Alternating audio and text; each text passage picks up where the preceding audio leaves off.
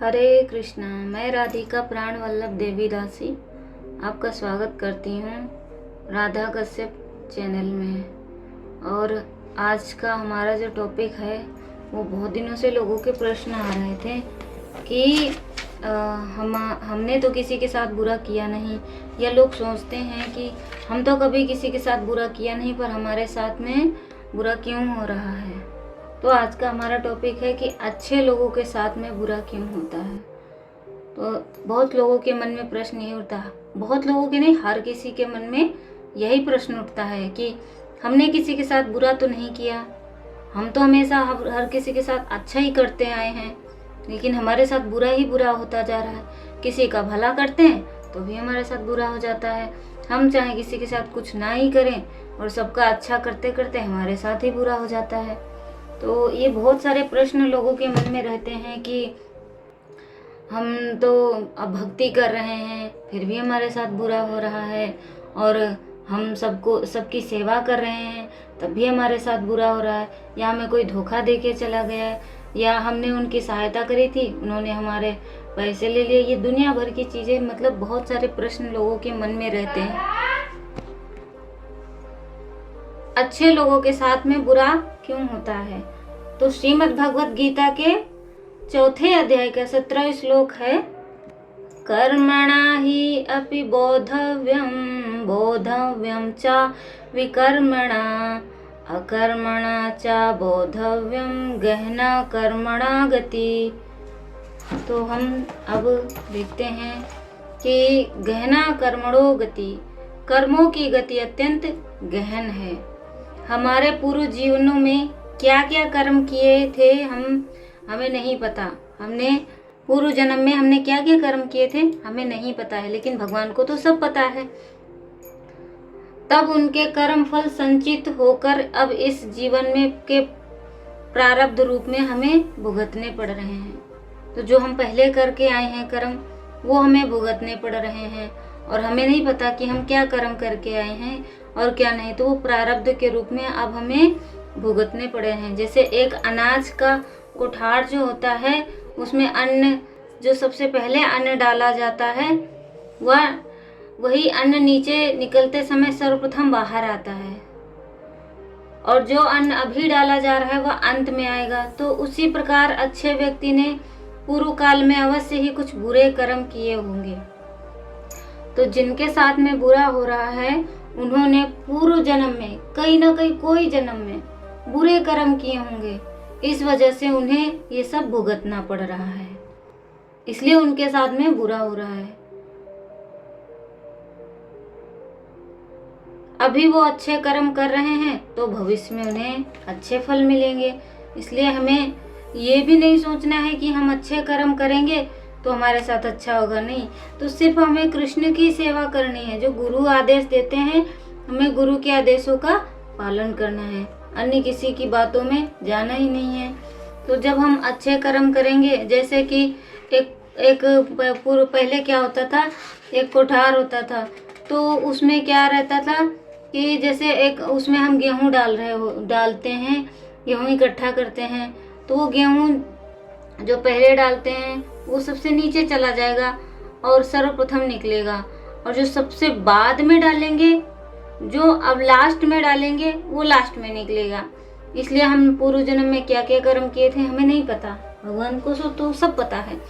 तो जो ऐसा भी है, जो भी है, वो यही सोचना चाहिए हमें कि हमने इनके साथ में बुरा किया होगा इसलिए हमारे साथ में बुरा हो रहा है। हो सकता हो कि हमने इनको दिल दुखाया हो सकता हो कि हमने इनसे ये चीज़ छीनी हो सकता हो इन्हें हमको बहुत सताया हो, बहुत दंड दिया हो, तो इस वजह से हमें ये सब भुगतना पड़ रहा है।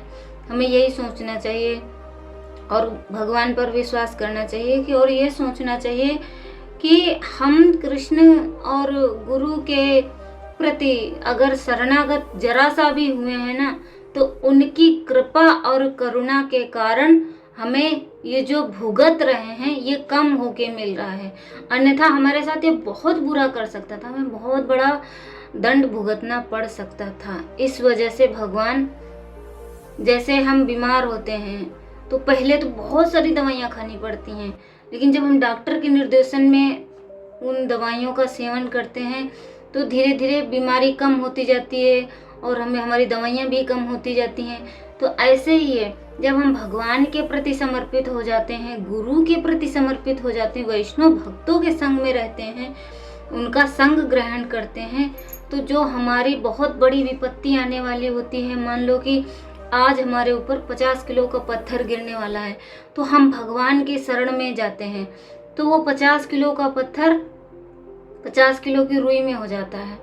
तो जो हमने कर्मा किया है वो खत्म नहीं हो सकता। हाँ, भगवान की कृपा करुणा से वो कम हो सकता है। तो हम कर्म लौट के आते रहते हैं, इसलिए हमें ये नहीं सोचना चाहिए कि हमने तो किसी के साथ बुरा किया नहीं है तो हमारे साथ में बुरा क्यों हो रहा है, क्योंकि हम पहले से ही ये सब करके आए हैं।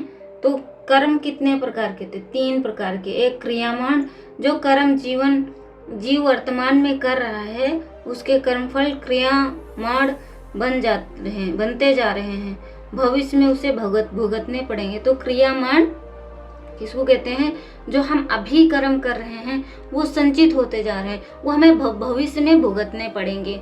और नंबर 2 है संचित, वे फल सुख अथवा दुख जो विगत कर्मों के कारण संचित हुए हैं और अभी तक कर्ता ने भुगते नहीं हैं, तो वे भविष्य में कर्ता को भुगतने होंगे। तो जो जैसे संचित, जो हमने बोया है, वो कहावत है कि जो जैसा बोओगे वैसा काटोगे, तो ये सत्यता है, पूरा प्रमाण है कि संचित फल तो वो सुख और दुख के रूप में हमें प्राप्त होते रहते हैं। और नंबर 3 है प्रारब्ध, वे फल सुख अथवा दुख जो विगत कर्मों के कारण हमें अभी वर्तमान में हम भुगत रहे हैं। प्रारब्ध कहते हैं, जैसे कि हमने किसी के साथ बुरा नहीं किया, हमारे साथ बुरा होता जा रहा है, कोई चोरी करके भाग गया, कोई मर्डर कर दिया, किसी का एक्सीडेंट हो गया। अब ये भी कहावत है कि तुम तो भक्ति कर रहे हो, तुम्हारे जीवन में इतने कष्ट हैं, लोग कहते हैं कि हम तो भगवान की सेवा कर रहे हैं, भगवान हमारी सुनते ही नहीं है। तो आप कितने % भगवान के प्रति समर्पित हैं, तो भगवान आपकी सुनेंगे। तो जिस प्रकार से हम कर्म संचित करेंगे वैसे ही हमें फल भी भुगतना पड़ेगा। अनादि कर्म फले पड़ी भावावर्ण जले, अनादि कर्म फलों के कारण मैं इस भव सागर में आ गिरा हूँ। चूँकि जीवों को प्रकृति विभिन्न अवस्थाओं के अनुसार भिन्न भिन्न प्रकार के शरीर मिले हुए हैं, अतः वे उसी प्रकृति के अनुसार कर्म करने के लिए प्रेरित होते हैं। यही अनेक प्रकार के सुख दुख का कारण है। कर्म फलों के भी बड़े गूढ़ सिद्धांत हैं, मुख्यतया शास्त्रों में जो बताए गए। तो अभी हमने बताया ना 3 प्रकार के कर्म फल हैं। एक है क्रियामाण, दूसरा है संचित, तीसरा है प्रारब्ध। तो इसमें बहुत अच्छे से मैंने बताने का प्रयास किया है। और जैसे जैसे अतएव मनुष्य को अपने कर्म के प्रति सतर्क रहना चाहिए। तो जो भी हम कर्म कर रहे हैं उनके प्रति हमें बहुत बारीकी से सतर्क रहना चाहिए, क्योंकि कर्मणा सुकृतस्याहु सात्विकीम निर्मलम फलम राजस्तु फलम दुखम ज्ञानम तामसा फलम। श्रीमद् भगवद गीता के 4थे अध्याय के 16वें श्लोक में कहा गया है। श्रीमद् भगवद गीता के 14 अध्याय के 16वें श्लोक में कहा है भगवान ने कि कर्मणा सुकृतस्य आहु सात्विकीम निर्मलम फलम राजसातु फलम दुखम अज्ञानम तमसा फलम। मतलब अर्थात हिंदी अर्थ है, पुण्य कर्म का फल शुद्ध होता है। तो जो हम पुण्य कर्म करते हैं उसका फल कैसा होता है? शुद्ध होता है और सात्विक कहलाता है। लेकिन रजोगुण में संपन्न कर्म का फल दुख होता है और तमोगुण में किए गए कर्म मूर्खता के प्रति फलित होते हैं। सतोगुण में किए गए पुण्य कर्मों का फल शुद्ध होता है। अतएव मुनिगण वे जो समस्त मोह से मुक्त हैं सुखी रहते हैं। लेकिन रजोगुण में किए गए कर्म दुख के कारण बनते हैं। जैसे कि हम किसी लोभ के कारण कुछ भी कर्म कर रहे हैं कि चलो इनकी सेवा कर देते हैं और इनकी सेवा करेंगे तो हमें कुछ अच्छा फल मिलेगा। तो ये चीज़ अगर हम सोच के कोई भी कर्म करेंगे तो उसका फल हमेशा दुखदायी होता है। इसलिए साधु संत को देखो, वो कर्म करते हैं तो निस्वार्थ भाव से, उनमें कोई लोभ नहीं होता है। मैं सबकी बात नहीं कर रही हूँ, आजकल तो बहुत ज़्यादा ढोंग भी फैला हुआ है, अंधविश्वास भी फैला हुआ है, इसलिए हमें सतर्क रहना चाहिए। हमें प्रमाणिक गुरु के संपर्क में रहना चाहिए। भौतिक सुख के लिए जो कार्य किया जाता है उसका विफल होना निश्चित है। तो जैसे भौतिक सुख, जैसे हमने कभी किसी लोभ के कारण कोई कर्म किया, किसी को रोटी खिला दी, तो सोचेंगे आज इसको खिलाएंगे तो कल हमें भी ये खिलाएगा, तो यही दुख का कारण बनता है, क्योंकि हमने वहाँ पे इच्छा प्रकट कर ली। यदि कोई गगनचुंबी प्रसाद बनवाना चाहता है तो उसके बनने के पूर्व अत्यधिक कष्ट उठाना पड़ता है मालिक। तो प्रसाद का अर्थ है घर। तो गगनचुंबी बहुत बड़ी इमारत अगर कोई बनाना चाहेगा तो उसको कितना कष्ट उठाना पड़ता है, मालिक को धन संग्रह के लिए कष्ट उठाना पड़ता है, और प्रसाद बनाने वाले श्रमिक को शारीरिक श्रम करना होता है। इस प्रकार कष्ट तो होते हैं। अतएव भगवत गीता का कथन है कि रजोगुण के अधीन होकर जो भी कर्म किया जाता है उसे निश्चित रूप से महान कष्ट भोगने होते हैं।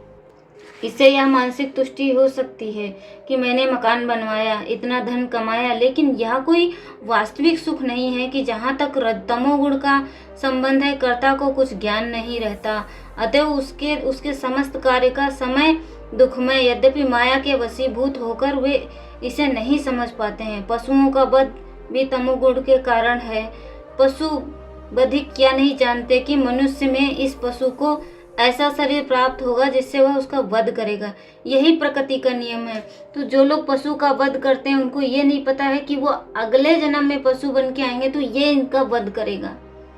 पहले जो यज्ञ हवन होता था तो उसमें ये निश्चित कर लिया जाता था कि मैं इनकी बलि दे रहा हूँ तो आगे आने वाले जन्म में ये भी हमारा वध करेंगे। लेकिन अब तो लोगों को ज्ञान ही नहीं है, ज्ञान लेना नहीं चाहते हैं, वास्तविकता से परिचित होना नहीं चाहते हैं, इसलिए वो भयंकर दुख के में गिरते रहते हैं और दुख भोगते रहते हैं। इसलिए हमें अच्छे या बुरे कर्म नहीं सोचने, हमें सिर्फ सोचना है कि हमें कृष्ण की सेवा करनी है, अपना कर्तव्य निभाना है, धर्म परायण बनना है, जो शास्त्र कहता है वही हमें करना है। प्रकृति का नियम है और राज्य का नियम है। अज्ञानवश लोग यह अनुभव नहीं करते कि परमेश्वर द्वारा नियंत्रित एक पूरा राज्य है। प्रत्येक जीवित प्राणी परमेश्वर की ही संतान है।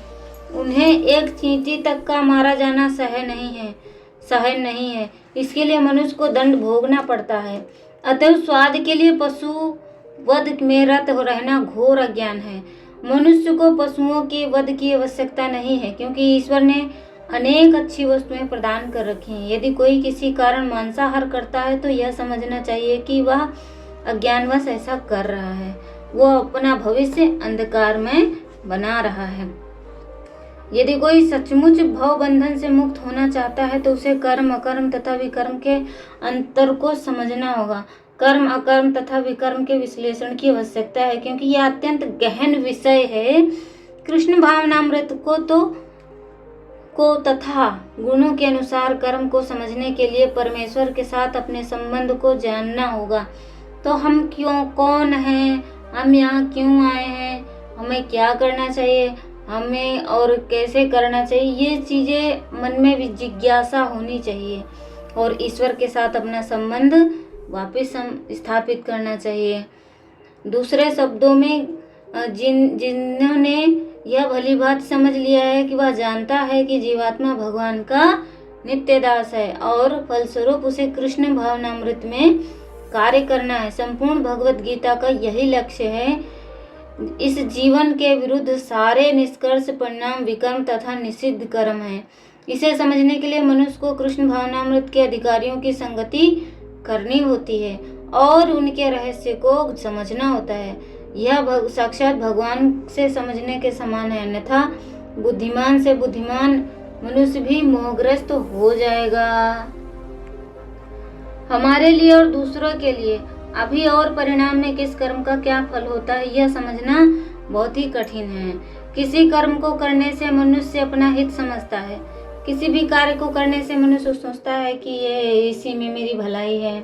जैसे अब उदाहरण के तौर पे ये ले लें कि जैसे हमने किसी से रिश्ता रखा, ठीक है, रिश्ता, या हमारा कोई रिश्तेदार है या हमारा कोई अपना स्नेही जन है, तो हमने क्या सोचा कि अरे ये तो अभी से ऐसा कर रहे हैं, आगे जाके और दंड मिलेगा और ये हमें सताएंगे। तो ये सब चीज़ें सोचना भी एक दुख का कारण है अपना, जिसमें सोचेगा कि नहीं इनसे अलगाव कर लेते हैं, या चलो इनसे रिश्ता ख़त्म कर लेते हैं, या चलो ठीक है अब हम ना इनसे मतलब नहीं रखेंगे, अब ये हमारे भाई हैं तो क्या हुआ, ये हमारे साथ ऐसा बुरा बर्ताव कर रहे हैं तो हम ऐसे थोड़ी ना इनसे दूर हो जाते हैं, या हमारी बहन है या हमारी पत्नी है अभी से ऐसा कर रही हैं तो आगे जाके और परेशान करेंगे। तो ऐसा बिल्कुल भी नहीं सोचना चाहिए। ऐसा यही सोचते रहने से इंसान सोचता है कि अभी इससे हम ये अलग हो जाते हैं और इसमें मेरा बहुत भला होगा, आगे जाके हमें और कष्ट देंगे, तो इसी में उसका अहित हो जाता है। वो अभी का सोच रहे हैं ना कि अभी ये ऐसे हैं आगे, तो उन्हें ये नहीं पता है कि अगर आप समय और ये सारी चीज़ें देंगे, अपना सहयोग देंगे, तो इंसान सुधर भी सकता है। इसलिए अपना जो हित समझता है वही सबसे बड़ा दुख का कारण है, और वह लाभ के लिए करता है पर हो जाता है नुकसान। वो अच्छे के बेहतर के तलाश में बहुत बेहतर खो देते हैं। जैसे किसी को घर मिला और सोचा कि नहीं ये घर हमारे लिए अच्छा नहीं, हम और बड़ा घर खरीदेंगे, उसको भी बेच देंगे, तो ऐसा नहीं होना चाहिए। या किसी से रिश्ता रखना हो या कोई काम हो, जैसे कहेंगे नहीं अभी हमें इसमें पीड़ा है तो आगे जाके और पीड़ा होगी, नहीं, हर चीज को सहन करनी चाहिए, सहन शक्ति होनी चाहिए। वह सुख के लिए करता है पर मिलता क्या है उसको दुख। कारण के कर्तव्य तो अभिमान और फलेच्छा सुख आसक्ति के कारण मनुष्य कर्मों की गति को नहीं समझ सकता। इसलिए उसको लगता है कि हमने किसी के साथ बुरा किया नहीं है, हमारे साथ में बुरा क्यों हो रहा है। तो जैसे हम एक वृक्ष लगाते हैं और वृक्ष में एकदम से तो फल हमें मिलते नहीं है, तो उसको 20 साल तो लगेंगे ही लगेंगे, उसके फल बीज डालेंगे, पानी डालेंगे, फिर उसमें पौधा बनेगा, पौधे से वृक्ष बनेगा, फिर बहुत बड़ा वृक्ष बनेगा, फिर उसमें फल आएंगे। तो इसी प्रकार से हमें जैसा आम का बीज बोओगे तो वृक्ष ही आम का वृक्ष उत्पन्न होगा और फल रूप में आम ही प्राप्त होगा। क्या यह वैज्ञानिक नहीं है? उसी प्रकार हमारे कर्मों के फलस्वरूप भी अगला शरीर हमें यही प्राप्त होने वाला है। इसलिए अच्छे के साथ बुरा नहीं होता है, ये तो हमें अपना भुगतान करना पड़ रहा है। तो जैसे भरत महाराज हो गए, नारद जी हो गए, तो हमें पहली बात तो किसी का दिल नहीं दुखाना चाहिए, उसको पीड़ा नहीं देनी चाहिए। कर्मों की गति बहुत गहन है, कर्म की गति अत्यंत गहन है। साधारण मनुष्य वर्तमान में भुगत रहे दुखों अथवा सुखों के कारण स्वरूप कर्मों का पता नहीं लगा सकता। छोटे से छोटा कर्म भी उचित समय आने पर फलीभूत होता है। हमारा कोई पाप कर्म हमारे राष्ट्र की सरकारों अथवा प्रशासन की दृष्टि से ओझल हो सकता है, परंतु कर्मों के साक्षी हमारे प्रत्येक कर्म का फल दिखवाते ही हैं और दिलवाते हैं। मनुष्य के समस्त कर्मों का लेखा जोखा अनेक देवी देवताओं जैसे सूर्य, चंद्र, वायु, दिशाओं और लोकपालों आदि द्वारा रखा जाता है। इसके अतिरिक्त परमात्मा भी जीव के हृदय में विराजमान होकर उसके कर्मों की सूक्ष्मता से निरीक्षण करते हैं। तो जैसे यहाँ पर हम जैसे कोई अपराध किया, ठीक है, तो हमने अपराध किया तो हमें जेल में डाला गया, लेकिन हम क्या करते हैं, पैसे देके हम दूसरों को वो रिश्वत देके और बचा लेते हैं। तो आप इस भौतिक संसार की सरकारों से बच सकते हैं, लेकिन कर्मों की गति से आप नहीं बच सकते। वो हमें दंड दिलवाते हैं, क्योंकि ये सूर्य, चंद्र, वायु, दिशाएं, लोकपाल, ये सभी हम उनके नियंत्रण, उनकी निगरानी में हैं। और सबसे बड़ी बात, हमारे हृदय में बैठे परमात्मा, वो तो सबसे बड़े साक्षी हैं, उनको पता है।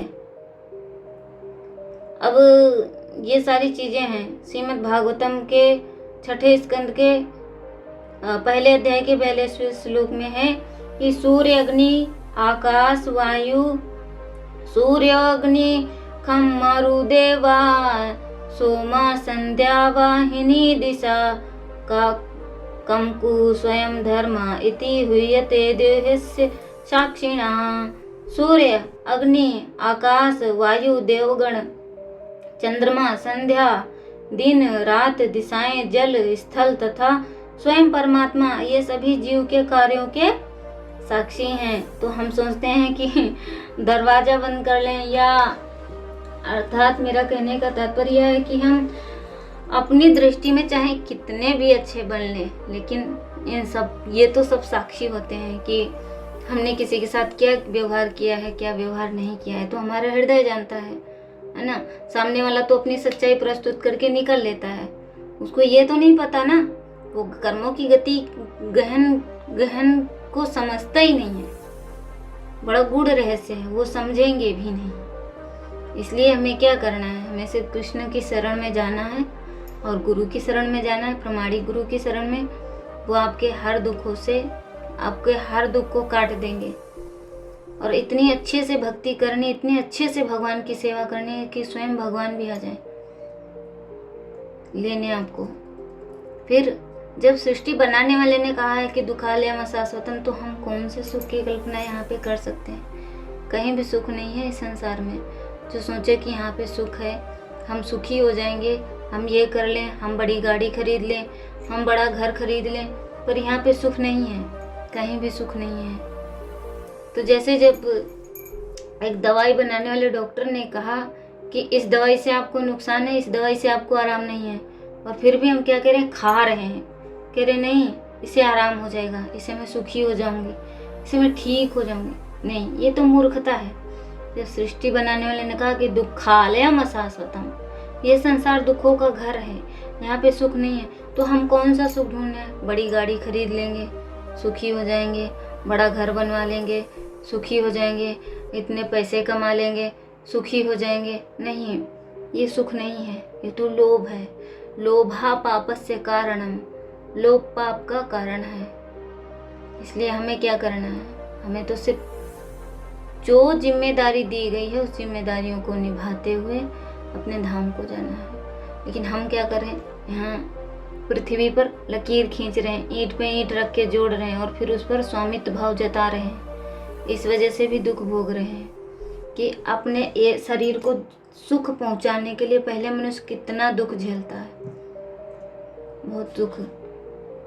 तो यहाँ पे महाभारत में वो भी बोलते हैं पितामह भीष्म कि हमारा कोई भी कर्म चाहे कितना ही पुराना क्यों ना हो चुका हो, प्रतिफलित हुए बिना नहीं रह सकता। पितामह भीष्म को अपने एक पाप का फल 101वें जन्म में भुगतना पड़ रहा था।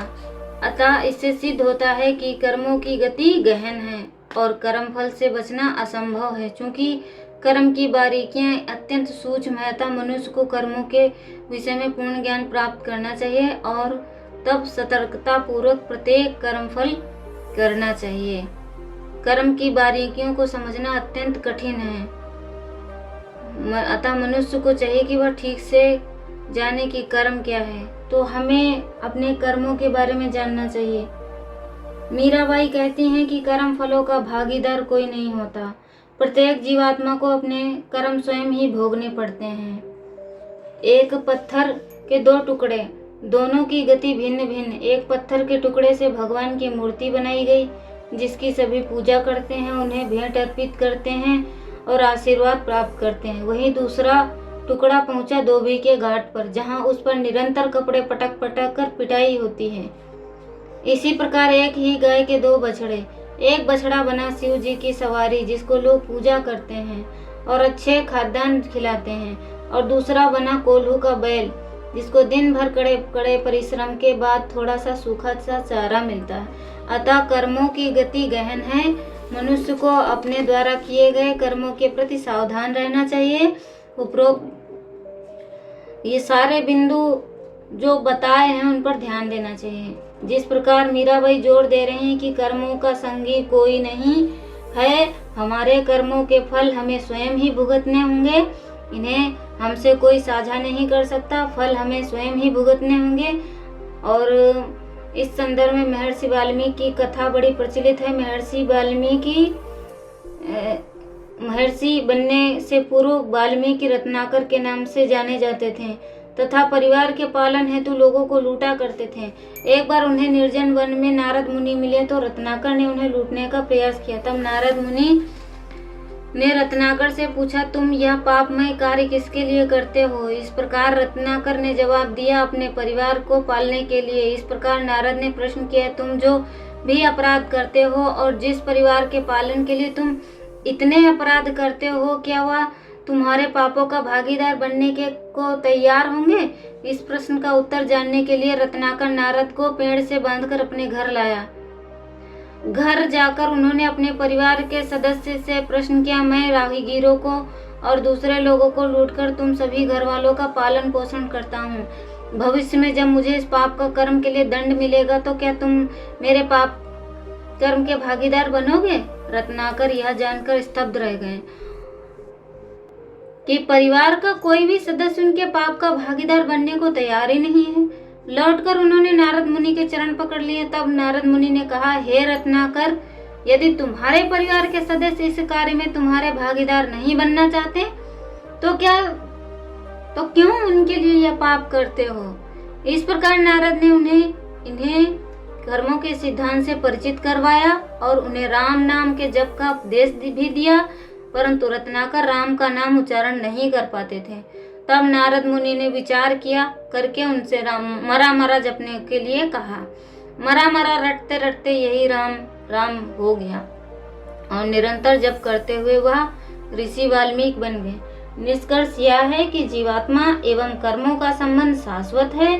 जीवात्मा से कर्मों को विलग नहीं किया जा सकता और प्रत्येक कर्म का कुछ न कुछ प्रतिफल अवश्य होता है, जिसे उसे स्वयं ही भुगतना होता है। ये कर्म अपने स्वभाव के अनुसार जीवात्मा को विभिन्न शरीरों में यातनाएं करवाते हैं। उन्हें पुनर्जन्म भी कहते हैं। अच्छे कर्मों से अच्छे पुनर्जन्म, ऊर्ध्व गति, बुरे कर्मों से बुरे पुनर्जन्म, निष्कृत गति अकर्म तथा भक्ति से पुनर्जन्म का अंत सद्गति होता है। कारणम गुण संगोस्य निर्वेद्यम। इसलिए कर्म एवं पुनर्जन्म एक दूसरे पर प्रत्यक्ष निर्भर हैं। कर्मों का विशद व्याख्या के बाद अब हमें पुनर्जन्म के दृष्टांतों एवं पुनर्जन्म से मुक्ति के उपाय पर अगली वीडियो में चर्चा करेंगे। हरे कृष्णा।